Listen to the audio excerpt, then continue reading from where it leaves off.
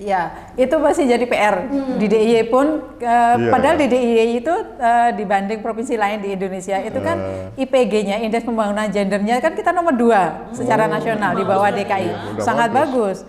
Indeks pemberdayaan gender, kalau tadi IPG-nya, Indeks Pembangunan Gendernya kita nomor 2, yang Indeks Pemberdayaan Gender itu kita nomor 9.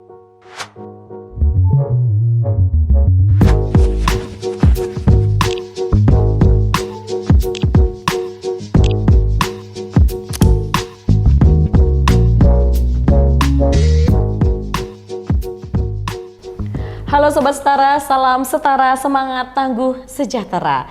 Hai, kita berjumpa kembali di Gender Talk, persembahan dari Dinas Pemberdayaan Perempuan, Perlindungan Anak dan juga Pengendalian Penduduk Daerah Istimewa Yogyakarta.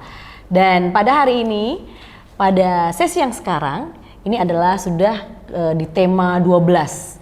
Di tema-tema sebelumnya kita sudah membicarakan banyak sekali hal terkait dengan gender, isu-isu perempuan, persamaan hak, dan juga perlindungan terhadap perempuan, anak, lansia, dan juga difabel. Nah, pada hari ini, pada sesi ini, di sesi ke-12, kita akan berbincang sedikit banyak tentang DIY, Daerah Istimewa Yogyakarta yang ramah perempuan, partisipasi perempuan dalam politik dan parlemen. Oh, kalau dibayangin ini mungkin apa ya? Kok kayak berat ya ngomongin politik nih kita. Nggak seberat itu. Kita nggak akan ngomong yang jelimet-jelimet. Kita tuh lagi ngomong nanti kita akan membicarakan tentang kondisi seperti apa sih perempuan di ranah politik, terutama khususnya di daerah istimewa Yogyakarta. Nah, dalam rangka membahas topik ini, saya sudah kedatangan tamu. Ini spesial banget tamu saya pada hari ini. Yang pertama Bapak Insinyur Imam Taufik. Ini adalah anggota legislatif dari DPRD DIY. Selamat pagi menjelang siang ya. Salam setara Pak. Salam setara. Kemudian kedua ini ibunya DP3 AP2 ya. Ini Ibu Erlina Hidayati SIPMM, Kepala Dinas DP3 AP2 DIY. Salam setara Ibu. Salam setara, semangat, tangguh, sejahtera. Iya, sehat semua nggih? Alhamdulillah.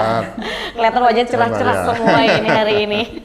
Kita kalau ngomongin soal perempuan di ranah politik, perempuan di parlemen Indonesia, khususnya mungkin di DIY. Kalau bisa diceritakan sedikit gitu ya, bagaimanakah keterwakilan perempuan di parlemen, terutama di Indonesia sendiri, bahkan khususnya mungkin di DIY. Mungkin kalau dari anggota legislatif sendiri Pak Imam seperti apa ini gambarannya? Ya, menurut yang saya amati dan yang saya baca, semakin kesini ya, keterwakilan perempuan di parlemen itu trennya semakin meningkat. Ya. Kalau di level nasional ya, di 2014 saja ya, itu perempuan yang masuk ke parlemen ada 94 ya, jumlahnya ya. Tapi di 2019 kemarin itu meningkat menjadi 118 ya. Jadi, dan inilah capaian tertinggi menurut saya dan yang saya baca begitu. Demikian pula di DIY, Mbak Dia, di DIY ini juga demikian. Kalau di 2014 itu ada 8 ya anggota DPRD DIY yang perempuan, tapi di tahun 2019 itu mengalami peningkatan ya, meskipun ya tidak signifikan ya. Dari 8 menjadi 9 ya di tahun 2019. Walaupun di tengah jalan ya, ini kemungkinan ada tambahan lagi. Jadi kemarin ada PAW, kebetulan yang menggantikan adalah juga perempuan. Jadi sekarang udah 10 dan insya Allah ya di bulan November ini juga ada agenda PAW ya, dan ternyata yang menggantikan anggota dewan yang di PAW itu adalah perempuan. Jadi untuk tahun ini saya kira untuk DIY dari segi keterwakilan sudah di atas 20% ya. Mungkin sekitar 20 berapa gitu. Walaupun kalau secara umumnya 30% ya Pak ini sebenarnya ya? Ya kalau dari kebijakan afirmasinya ya diharapkan kan 30%. Jadi kan itu kan mesti ada tahapannya ya. Iya. Tapi trennya meningkat nggak? Meningkat ya. Nah, kalau dari segi legislatif sendiri, adakah usaha-usaha dalam rangka mendorong untuk para perempuan ini terlibat atau terjun ke politik atau mungkin ya mengambil posisi di mungkin kursi parlemen seperti itu? Ada nggak Pak sampai sekarang? Kita selalu mendorong ya, dan memberi kesempatan kepada kaum perempuan ya untuk kiprah di dunia politik ya, karena memang banyak kebijakan-kebijakan yang harus diambil, dan kalau pengen kebijakan itu ya itu apa namanya familiar ya dengan para kaum perempuan, saya kira memang harus semakin banyak ya para perempuan yang ada di dalam proses pengambilan kebijakan gitu. Ini saya kira yang menurut saya ini perlu digarisbawahi ya. Jadi memang sangat penting sekali ya keterwakilan di situ ya. Karena memang jadi ngerti kan paling nggak proses awal sampai kemudian kebijakan itu diambil. Nah itu nanti harapannya itu saja kan berpihak ya kepada kaum perempuan gitu. Walaupun dari sisi regulasi tentu saja nanti kan kembali kepada partainya dan seterusnya itu ya. Di situ. Jadi kalau kita bicara soal perempuan gitu ya, perempuan di ranah politik atau mungkin kalau secara struktural juga mungkin masih kelihatan sedikit. Tapi kalau di eksekutif, khusus DIY, banyak serikandi yang sekarang ada di posisi struktural yang memimpin instansi-instansi. Contohnya adalah Bu Erlina.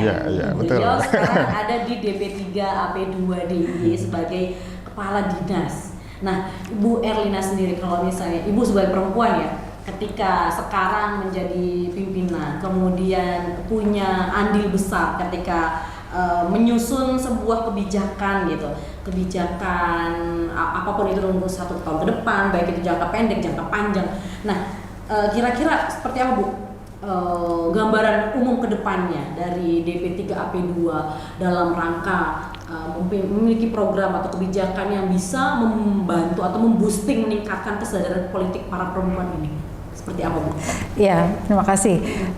Sebetulnya program yang akan dilaksanakan oleh maupun yang sudah dilaksanakan oleh Dinas P3AP2 itu kan semuanya total gitu ya, terkait dengan perempuan, anak maupun pengendalian penduduk tadi, dan koordinasi sinergi kolaborasinya itu tidak hanya di tingkatan daerah begitu, tidak hanya bersama dengan OPD P3AP2-nya kabupaten kota, tetapi juga semua OPD di dalam Pemda DIY maupun dengan pemerintah pusat begitu.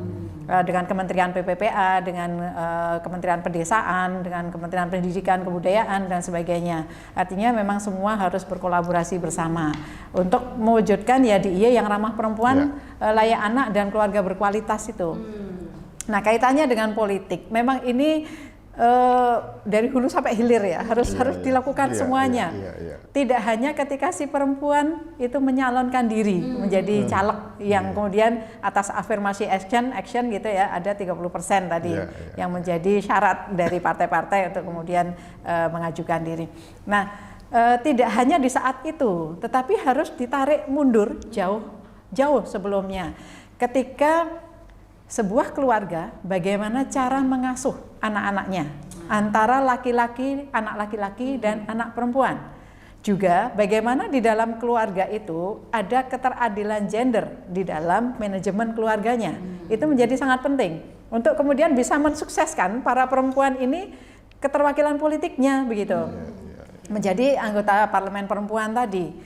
Apakah di dalam keluarga itu sudah menaruh perhatian yang sama, adil terhadap anak laki-laki dan perempuannya? Apakah mereka diberikan tantangan yang sama? Apakah mereka diberikan pendidikan yang sama, gizi yang sama, nutrisi yang sama, dan sebagainya? Apakah pengelolaan psikis mereka juga sama selain fisik-fisik tadi? Itu penting supaya ketika anak-anak ini dewasa nantinya itu memiliki ketangguhan yang sama. Perempuan pun memiliki ketangguhan yang cukup baik begitu dibandingkan dengan yang laki-laki. Sehingga ketika para perempuan ini itu kemudian berlaga sebagai caleg, itu memang sudah tangguh. Kemudian juga mempelajari bagaimana sebuah manajemen keluarga itu dijalankan dengan baik. Pertama, bahwa di dalam keluarga itu harus memiliki komitmen bersama, memiliki visi bersama, memiliki komunikasi yang bagus begitu, sehingga sebuah manajemen keluarga yang bagus ini akan terbawa oleh si perempuan ketika dia menjadi caleg. Karena apa? Pak Imam juga sangat bisa menjelaskan karena sudah berpengalaman jauh begitu. Untuk maju berlaga sebagai caleg di Pileg itu membutuhkan effort yang besar sekali. Perempuan pun juga demikian begitu. Sehingga ketika perempuan itu memang disetting dari anak-anak itu sangat tangguh, diberikan tantangan-tantangan yang sama beratnya dengan laki-laki begitu, dia ketika maju itu akan memiliki effort yang besar, akan memiliki ketangguhan yang besar. Plus ketika dia belajar dari keluarganya ketika dia dibesarkan tadi ya, bahwa di dalam keluarga itu harus ada komitmen, komunikasi, visi bersama. Maka si perempuan yang kemudian ada di dalam sebuah keluarga menjadi istri yang kemudian berlaga di dalam caleg tadi, itu juga sudah mendapat dukungan dari keluarganya, dari suaminya, dari anak-anaknya. Begitu. Karena apa? Untuk bisa berlaga dan menang itu sungguh sangat membutuhkan dukungan keluarga. Tidak hanya ekonomi ya, karena memang dibutuhkan ekonomi juga, dukungan ekonomi keluarga untuk bisa berhasil begitu. Tetapi juga dari sisi komunikasi dalam keluarga harus bagus. Karena apa? Untuk bisa mengkombinasikan semua effort tadi itu pasti membutuhkan energi dan waktu yang besar. Kalau si perempuan tidak berhasil di dalam komunikasi di dalam keluarga dan komitmen dan visi bersama untuk bisa berhasil sebagai legislatif tadi, anggota legislatif tadi, maka akan banyak permasalahan keluarga yang membebani. Ketika perempuan ini berlaga gitu. Bagaimana ekonominya terdukung atau tidak, bagaimana anak-anaknya itu ditinggalkan banyak waktu untuk kemudian terjun ke masyarakat, cari suara dan sebagainya gitu. Itu apakah dibolehkan, apakah terdukung gitu atau digondeli banyak gitu kan. Itu kan sangat berpengaruh. Suami juga demikian. Apakah si suami merelakan waktu istrinya untuk banyak di luar supaya bisa menang tadi? Apakah si suami mendukung juga dengan semua effort yang dia dimiliki sebagai laki-laki? Apakah egonya kemudian bisa berdampingan gitu sehingga tidak lebih begitu egonya untuk kemudian tidak membebani atau tidak menghambat dari apa yang sedang diperjuangkan dengan berat oleh perempuan untuk bisa berlaga. Nah kalau laki-laki biasanya kan bisa melepaskan beban-beban itu semua ketika berlaga. Nah, perempuan dengan belum selesainya pengaruh utamaan gender di masyarakat kita, di keluarga kita, nah itu menjadi sangat berat. Itu kenapa 30% ada ketika mereka menjadi caleg. Semua partai itu 30% ada caleg perempuannya. Tapi keberhasilan mereka menjadi leknya hanya 20% seperti kata ya Pak Imam. Itu pun ketika ada PAW. Aslinya hanya 18,18%, Mbak. Ya. Nah, itu masalah kita masih banyak. Berarti kalau bisa dibilang ya, mungkin Pak Imam juga mengamini gitu ya, betapa perjuangan menjadi seorang legislatif itu kan cukup besar dan cukup berat ya. Untuk mungkin selama ini kalau untuk kaum perempuan ya tadi seperti disebut Bu Erlina, masih ada masih ada beban di belakangnya yang tidak bisa dilepaskan begitu saja, nggak seperti laki-laki gitu. Kalau menurut Pak Imam bagaimana Pak Imam? Selama ini ketika pengalaman menjadi caleg itu membayangkan gitu, kalau seandainya saya perempuan nih, kondisi saya jadi perempuan nih, harus berlaga seperti ini, kira-kira sanggup nggak Pak? Ya saya kira ya, pertama memang dari si tantangannya cukup berat ya. Harus kita akui berat. Pertama dari aspek psikologis ya, jadi mungkin ada sebagian perempuan yang selama ini terbiasa di belakang gitu ya, tidak aktif di masyarakat. Kemudian ketika didorong untuk katakanlah maju ya sebagai caleg kan ini dia butuh energi tersendiri gitu. Gitu. Karena bagaimanapun yang namanya caleg ya, kalau pengen jadi ya, kalau sekedar namanya bisa masalah, kalau pengen jadi betul kata Bu Kepala Dinas tadi, effortnya luar biasa. Effortnya gitu. luar biasa. Di internal keluarga, dan nanti jangan lupa ya, untuk maju kan butuh macam-macam gitu. Ada basis sosial, gitu, dan jangan lupa juga basis finansial. Dan memang mesti harus disiapkan dari sisi psikologis ataupun dari sisi yang lain gitu, yang memang butuh sekali banyak. Saya dulu ada pengalaman ya di Gunung Kidul ya, itu kita ada seorang caleg perempuan ya, maju ya, sampai jual rumah gitu Bu ya. nggak jadi. Nah, kemudian pelagannya malah berantakan gitu. Iya, Nah, seperti itu. Nah, itu saya kira yang harus juga dipikir sampai sampai ke depannya itu. Itu belum dari sisi yang lain, sisi kan sosial ya, basis sosial itu harus dibikin dulu. Gitu. Nah ujuk-ujuk menurut saya ya itu memang berat. Nah kebetulan misalnya perempuan ya, dia sebagai kepala desa misalnya gitu, kan, sudah punya basis sosial yang relatif mapan gitu ya. Dikira maju orang udah kenal gitu. Ya. Nah nanti silahkan misalnya, kalau kan orang nggak kenal kemudian tiba-tiba muncul begitu, itu kan teorinya kan kalau nggak dikenal nggak dipilih. Nggak kenal maka nggak sayang. Itu kan Nggak dipilih. Nggak dipilih. Iya, kalau nggak kenal nggak dipilih. Iya ya. Jadi bisa dikenal aja belum tentu dipilih. Iya benar, dikenal aja belum tentu dipilih kan belum tahu. Apalagi nggak dikenal. Ya. Untuk kenalkan aja butuh malu Pak. Iya Butuh. benar. Oke. Itu juga benar. Kenal aja belum tentu dipilih. Oh iya benar. Itu kalau gitu. Kenal aja ya. Tidak dikenal nggak dipilih. Kenal aja nggak tentu milih gitu. Jadi memang tantangannya selama ini kalau bisa dirunutkan gitu ya, di breakdown. Sebenarnya kalau misalnya seorang caleg perempuan yang ingin misalnya memang benar-benar punya keinginan untuk menjadi benar-benar legislatif gitu ya. Ini sebenarnya agenda utama yang perlu dilakukan selain tadi persiapan-persiapan secara mental, itu apa saja Pak Imam kira-kira? Mungkin ada gambaran seperti apa? Mungkin kalau Sobat Setara juga kan bisa membayangkan ya, oh iya ya, ternyata mungkin kayak kemarin waktu pemilihan legislatif tuh memang banyak sih calon perempuan banyak gitu. Tapi kok yang jadi kok nggak banyak gitu, cuman sedikit yang terpilih. Kalaupun yang terpilih biasanya udah apalan, yang kemarin-kemarin yang ikut lagi biasanya kepilih lagi karena udah dikenal itu tadi, udah sepak terjangnya udah terlihat. Nah, kayak gitu kira-kira seperti apa biar mungkin Sobat Setara juga bisa membayangkan gitu. Jadi saya garis bawahi ya. Jadi untuk maju itu, ini modal utama itu sosial ya. Dan modal sosial itu bisa didapatkan karena memang dia punya punya posisi sendiri gitu. Gitu. Atau ada keluarganya gitu. Keluarganya yang dia punya posisi.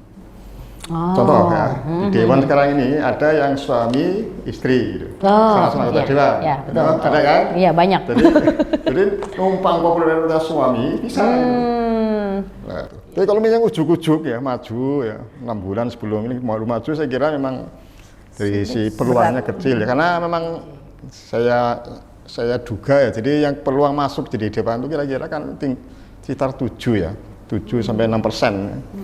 Dari yang maju itu, artinya dari 450 caleg misalnya, yang jadi cuma 50-an, 10% gitu. Bahkan ada lebih dari itu. Gitu. Jadi basis sosial di samping itu aja sih tadi, basis finansialnya juga harus disiapkan. Ya. Kalau bisa itu kalau dia nggak jadi itu tidak masalah gitu. Iya. Yang saya khawatir kalau dia nggak jadi, kadung utang, jual aset macam-macam, nah itu jadi persoalan di hari. Betul. Nah itu sih harus disiapkan itu. Nah, jadi kira-kira kalau yang mau maju itu kira kalau uang sekitar 0,5 miliar gitu nggak masalah. Nah itu iya, agak merinding ya nyebutin uang 0,5 miliar ya, Sobat Setara ya.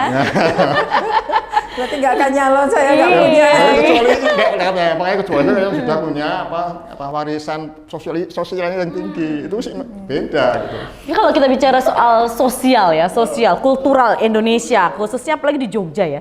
Mungkin Bu Erlina bisa menjelaskan sedikit mungkin gambaran selama ini kita kalau bicara soal kultur di Jogja yang kebanyakan orang Jawa Jogja yang kebanyakan kalau lihat perempuan itu wis lah neng omah ae gitu, maksudnya nggak usah lah aneh-aneh keluar-keluar ngapain gitu kan, mau jadi calon legislatif gitu kan. Akhirnya kan kayaknya stigma itu sering banyak sekali, jadi kadang-kadang ada yang mungkin sudah menggebu-gebu, mungkin ada yang dari kecil udah cita-citanya besok aku mau jadi anggota parlemen, mungkin ada loh anak-anak yang kayak gitu, begitu udah gedenya benturan sosial kulturalnya banyak gitu. Menurut Bu Erla gimana nih ya kalau khususnya di DIY lah yang seperti ini? Ya, itu masih jadi PR di DIY pun. Padahal di DIY itu dibanding provinsi lain di Indonesia itu kan IPG-nya, Indeks Pembangunan Gendernya kan kita nomor 2 secara nasional. Bagus berarti ya? Sangat bagus. Indeks pemberdayaan gender, kalau tadi IPG-nya Indeks Pembangunan Gendernya kita nomor 2, yang Indeks Pemberdayaan Gender itu kita nomor 9 senasional, cukup bagus juga. Nah, kita nomor 9 nggak bisa nomor 1 atau 2 itu karena keterwakilan perempuan di parlemen itu Pak yang masih kecil ya, kontribusinya. Ya bikin kita jeblok di IDG. Iya. Nah, Terkait dengan budaya juga demikian seperti tadi disampaikan gitu, masih belum setara juga gitu. Artinya paternalistik gitu tetap masih ada, dan itu berusaha kita dengan program-program yang kita gulirkan gitu ke masyarakat itu untuk memahamkan terkait dengan keadilan gender gitu, dari mulai di pengasuhan sampai di kiprahnya gitu, baik di aksesnya, di partisipasi, di manfaat maupun di kontrol terhadap pembangunan. Kalau kita lihat Mbak dan Pak Imam nih, dari 3,6 juta sekian penduduk DIY itu jauh lebih banyak perempuannya loh. 50,47% perempuannya, yang laki-laki cuma 49,53% Pak Imam. Tapi keterwakilan perempuan di parlemen kecil sekali tadi. Ya, ada hal-hal yang terkait dengan budaya itu tadi juga, tidak yakin terhadap kapasitas perempuan yang maju tadi, berlaga tadi. Nah, sama mungkin dari calegnya sendiri yang perempuan itu kurang bisa eksis tadi, tidak punya basis dukungan yang banyak, tidak punya effort di dalam bagaimana membuat basis sosialnya tadi seperti yang disampaikan Pak Imam tadi. Kemudian juga calon pemilih gitu, masyarakat pemilih gitu, yang 50,47%-nya perempuan tadi, itu ternyata itu belum punya kepercayaan terhadap caleg perempuan, kapasitas caleg perempuan. Itu juga terdukung juga karena yang sudah jadi ini tadi beberapa ya, tidak semuanya sih, banyak juga yang bagus itu. Tapi ada yang memang kemudian ketika sudah jadi itu tidak terlihat. Tidak terlihat apa yang diperjuangkan, yang dikampanyekan ketika kampanye itu tadi gitu. Kapasitas mereka di dalam mewakili suara-suara perempuan juga tidak terlihat. Dan buktinya adalah bahwa kebijakan peraturan itu lebih banyak pada netral gender, Mbak. Tidak kemudian adil gender tadi antara laki-laki dan perempuan. Itu di dalam angka-angka pembangunan juga sangat terlihat. IPM kita pun menjadi sangat terlihat juga kalau kita lihat angka-angkanya. IPM laki-laki jauh lebih tinggi daripada yang IPM perempuan. Itu kan berarti masih belum tercapai keadilan gender di dalam pembangunan. Perannya dari perempuan yang sudah menjadi anggota legislatif seperti apa? Nah, itu para pemilih ini kan juga melihat seperti itu. Nah, kemudian juga calon pemilih yang perempuan ini karena tidak begitu percaya dan sebagainya terhadap perempuan sendiri. Artinya yang perempuan ya 50,47%. Ini agak miris ya dengernya ya. Tidak milih sendiri yang perempuan gitu. Itu tidak bisa dipaksakan ya. Ya, itu Mbak. Jadi memang PR-nya masih besar baik terhadap caleg tadi maupun yang sudah jadi anggota dewan. Berarti kalau misalnya yang disebutkan sama Bu Erlina mungkin ya, mungkin di sini peran partai politik sebagai kendaraan para caleg untuk menuju posisi di legislatif ketika sudah terpilih misalnya. Apakah ada kontribusi partai sejauh ini seperti apa Pak kepada legislatif, khususnya legislatif perempuan ya? Seperti apa dorongan mereka untuk berkiprah atau mungkin ada privilege tersendiri mungkin untuk perempuan atau tidak seperti itu gitu? Sebenarnya itu ada kaukus parlemen perempuan. Mereka ya, teman-teman anggota dewan yang perempuan itu sebenarnya ada komunitasnya tersendiri, dan mereka sebenarnya ada media yang bisa dipakai untuk mengupgrade diri gitu. Itu ya, itu yang pertama gitu. Yang kedua, diri partai tentu saja ini selalu memantau tentang bagaimana kiprahnya di parlemen dan terutama kiprahnya di masyarakat gitu. Nah, karena kebetulan yang tahun ini Bu, yang PKS belum menyumbangkan perempuan, tapi sebenarnya kita selalu mendorong, dan mungkin kedepannya itu salah satu bentuk afirmasi yang lebih konkret itu menempatkan calon perempuan itu di nomor 1 barangkali ya. Itu ada ya, karena memang ada pengaruhnya ya, walaupun tidak selalu menentukan tapi ada pengaruhnya urutan nomor itu ya di dalam peluang jadinya gitu ya. Ini saya kira ya partai di situ. Nah, saya kira partai masing-masing punya cara ya untuk mendidik para calegnya ya ataupun para calegnya. Kalau kebetulan di kami itu ada namanya sekolah politik gitu. Rutin ya, setiap pekan itu ada semuanya, baik anggota perempuan maupun laki-laki itu ada. Itu. Kalau di tempat kami gitu seperti itu. Mungkin di tempat lainnya juga ada yang hal seperti itu. Ya, bagaimana para perempuan ini bisa betul-betul eksis di masyarakat. Dan kita sudah mulai siapkan Bu 2024 ini ya. Bentar lagi. Jago perempuan yang kira-kira bisa mendampingi yang tidak harus mengganti, tapi mendampingi. Nanti yang dulu 1 jadi 2 gitu. Oh, iya. Ya kalau kita bicara soal perempuan di ranah politik ya, terutama di keterwakilan perempuan di parlemen. Mungkin kalau di Indonesia kita lihat anggota legislatif yang DPR RI itu kan kayaknya lebih banyak ya. Sekarang perempuannya udah kelihatan lebih banyak ya. Ibu-ibu itu kalau udah sidang tuh kelihatan naik 21 orang. Iya, makanya udah kelihatan banyak gitu. 2015. Tapi kan ya kadang mungkin seperti yang disebutkan Bu Erlina sebelumnya kan, akhirnya setelah milih itu kadang-kadang masyarakat bingung, wis tak pilih kowe ngopo gitu. Ya gitu ya. Kalian lebih aku udah ngopo sih gitu kan. Kalian pada ngapain gitu. Ngapain aja gitu. Katanya ada nggak dorongan kayak kalau dari partai mungkin udah ada dukungan, masing-masing partai mungkin punya dukungan, punya cara tersendiri lah. Cara tersendiri. Kalau mungkin dari apa ya, sosialnya mungkin, atau mungkin program-program yang bisa ngeboosting atau minimal ngetuk pintu para anggota legislatif ini, terutama yang perempuan ini untuk Bu, ini loh, ada ini loh, mohon kami didukung, itu seperti ada nggak Bu Erlina yang seperti itu? Selalu gitu ya. Dengan KPPI pun kan kami selalu menginformasikan, mendorong dan sebagainya seperti itu gitu. Apalagi karena ini juga terkait dengan perempuan, ayo paling tidak yang anggota Dewan Perempuan itu memperjuangkan gitu kepentingan perempuan gitu, tidak hanya yang laki-laki, meskipun yang anggota parlemen atau DPRD yang laki-laki pun kan kita sama seperti ini. Artinya mendorong mereka untuk benar-benar melihat pembangunan kita itu sudah adil gender atau belum gitu. Tetapi terutama terhadap yang anggota parlemen perempuan, itu kan kita dorong dengan sangat gitu. Ini loh masih ada kesenjangan gender ini loh di sini semua komisi itu sangat terkait dengan pembangunan gender tadi, tidak hanya di komisi D yang memitrai kami begitu ya, tapi di komisi A, B, C pun juga demikian, karena kesenjangan gender itu masih terdapat di banyak sektor gitu, yang menjadi mitra di komisi-komisi ini gitu. Dan kalau lihat kita Pak Imam, pimpinan dewan yang provinsi semua laki-laki.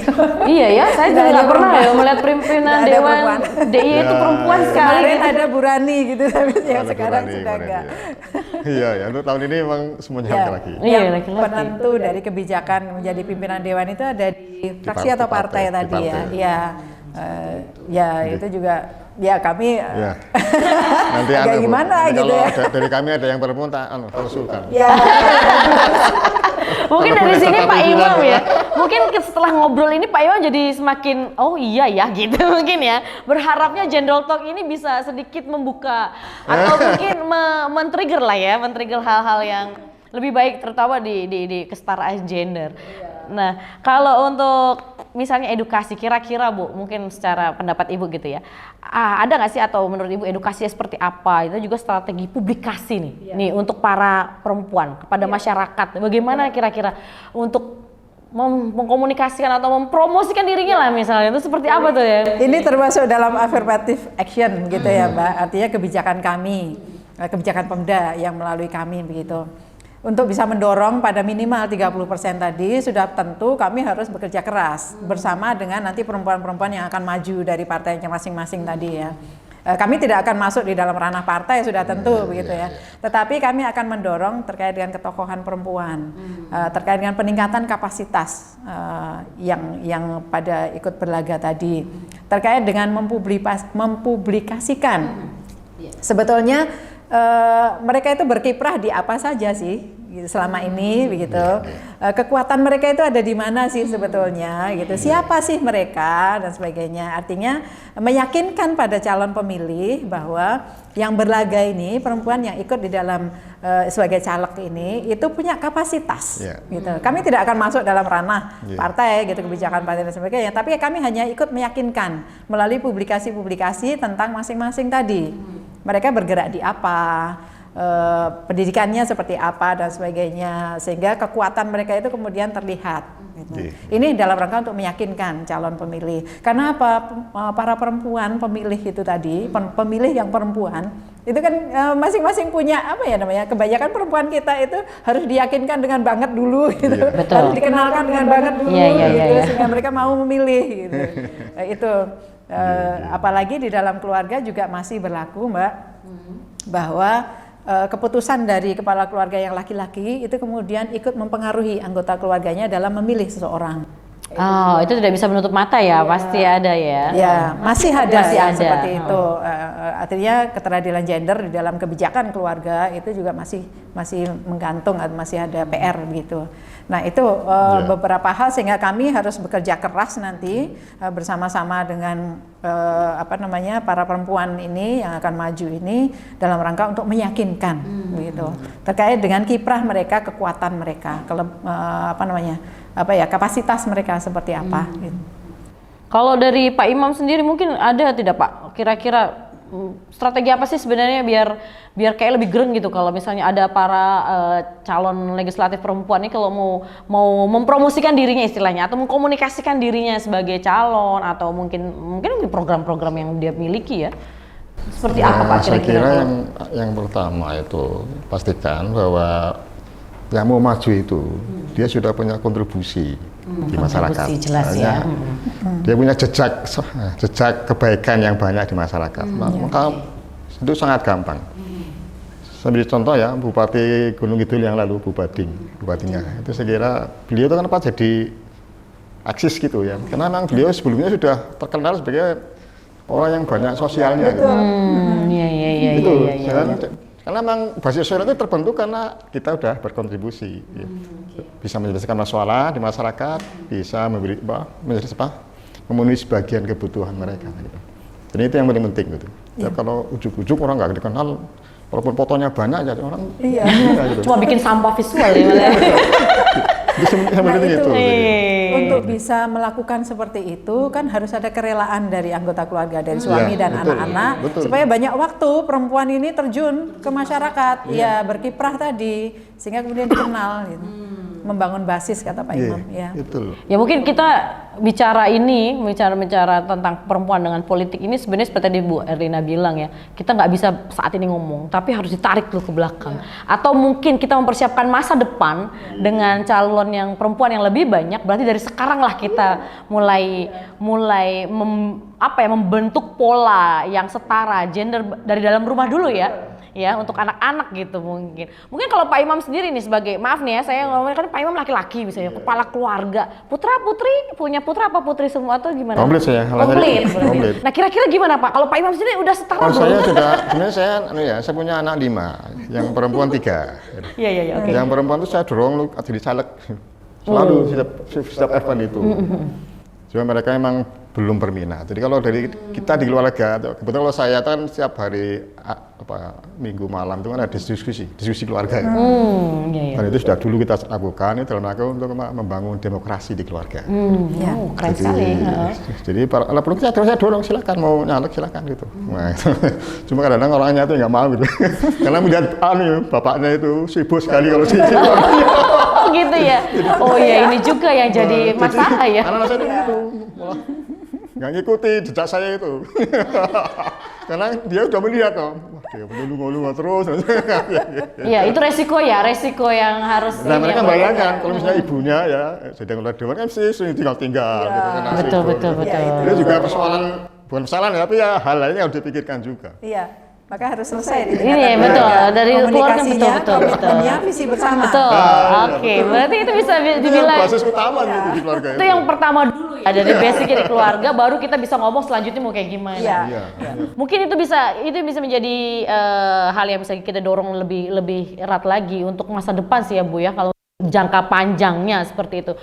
Semoga DP3 AP2 ini punya banyak program-program yang bisa istilahnya tuh menyentuh dasar dulu nih. Karena kan kebanyakan kalau program kita suka lupa dasarnya. Ya kalau nggak ada dasarnya kan ngambang ya. Percuma ya nggak Pak Imam?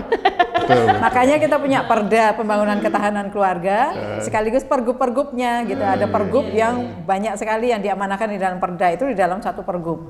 Nah, awal bulan ini Pak Imam sudah selesai pergubnya nanti bisa ditetapkan. Iya. Sehingga nanti kami dan semua mitra terkait OPD, LSM dan sebagainya itu bisa bekerja sama untuk menuju ke ketahanan keluarga.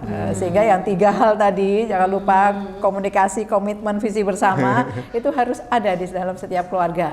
sehingga tidak ada konflik, tidak ada apa ya seperti itu. Beda di istimewa itu di situ sampai keluarganya dibikinin perdanya loh. Ada jadinya lebih strategis kan ya. Artinya kalau sekarang kan afirmasinya kan 30%. Coba ditambah 40% gitu. Wah. Kannya bisa lagi gitu. Bisa lagi ya. Khusus di kita ya, khusus Iya dong. berharapnya gitu ya. Target kami 2024 yaitu minimal lah 30%. Kalau 40% Bagus. Di regulasinya, di undang-undangnya. Ya, gitu ya. Bunyi itu 40%, jadi udah. Kalau Bisa ya, seperti itu, iya, Pak. kalau 10 kursi kan di 6 yang laki-laki, yang 4 sudah calonnya perempuan, gitu udah ada lagi tuh. Iya. Peluangnya bisa lagi. ya, Tapi kita menunggu kebijakan dari partai. Tapi Ya. di sana. Masing-masing. Semoga partai-partai yang lain juga memiliki kesadaran gitu ya. Setelah menonton Gender Talk ini ya Sobat Setara, semoga kemudian partai-partai yang lain merasa oh iya memang penting ternyata ya. Nah, kita kalau ngomongin politik itu panjang, banyak yang pengen ditanyain. Dan menarik ya. Karena apa? Manusia itu zone politikon. Banyak tertarik, banyak Jadi pasti. urusan politik mesti menarik. Iya gitu. betul. Dan saya rasa juga Sobat Setara itu pasti gatel juga pengen, aduh aku pengen nanya ini dong gitu. Boleh, nanti di komen aja nanya ya, boleh. Ya tapi yang pasti walaupun pas pertanyaan tentang politik ataupun keterlibatan perempuan mungkin masih banyak yang bertanya, tapi secara esensial sudah dijelaskan oleh Pak Imam dan juga Bu Erlina juga di podcast kita pada hari ini di Gender Talk kali ini. Karena keterbatasan waktu juga kita tidak bisa panjang-panjang. Mungkin next time ya Bu, episode yang lain ya kita bakal ngobrol lagi ya Pak Imam. Siap. Setara itu pengen tahu. Penasaran. Terus habis itu kasih komen, ayo dong terusin lagi dong di komen gitu ya. Jadi besok nanti biar tambah bikin podcastnya loh gitu ya. Iya. Jadi itulah ya Sobat Setara, bahwa gambaran di parlemen kita bagaimana keterlibatan perempuan di parlemen yang walaupun mungkin sekarang masih kelihatan masih sedikit, tapi dibandingkan beberapa tahun yang lalu ini ada peningkatan dan harapannya di masa depan itu akan lebih meningkat lagi. Ditambah lagi DIY sendiri nanti akan punya perda, udah punya perda dan pergubnya sudah akan jadi tentang ketahanan keluarga. Jadi dari basic sudah dipersiapkan ini kesetaraan ini, termasuk juga nanti kiprah-kiprah perempuan ke depannya ya. Terima kasih Pak Imam, terima kasih Bu Erlina di tengah-tengah kesibukannya sudah berkenan hadir di Gender Talk kita pada hari ini, diajak ngobrol sama saya. Sama-sama. Iya, baiklah Sobat Setara, demikian obrolan kita di tema ke-12 yaitu DIY Ramah Perempuan, Partisipasi Perempuan dalam Politik dan Parlemen bersama dengan Pak Imam Taufik dan juga Bu Erlina Hidayanti. Terima kasih untuk kebersamaan Anda dan tentunya kita bertemu lagi di episode-episode yang lain. Salam setara. Ya, semangat tangguh sejahtera.